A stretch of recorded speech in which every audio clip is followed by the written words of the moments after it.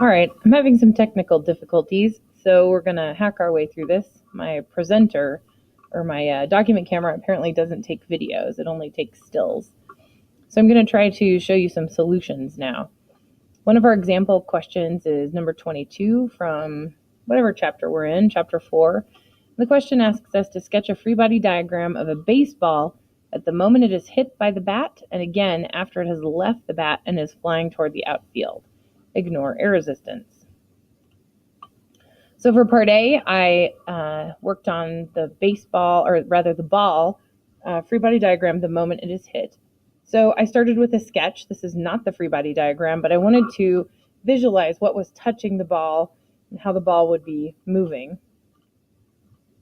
I then turned it into a free body diagram. So instead of drawing the whole ball, I drew a dot. I could see that the bat was pushing on the ball in the direction up and to the right.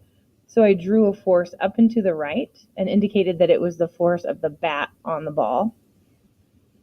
And then there's nothing else touching the ball, especially if we're ignoring air resistance. So our only field force for now is the pull of gravity.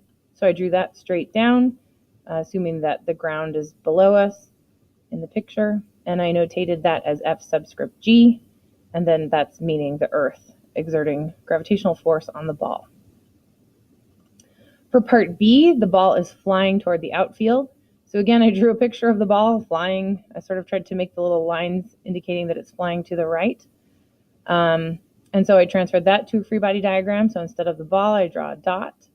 There's nothing touching the ball if we ignore air resistance. And so we only have the field force of the pull of gravity of the Earth pulling on the ball. If we want to take into account air resistance,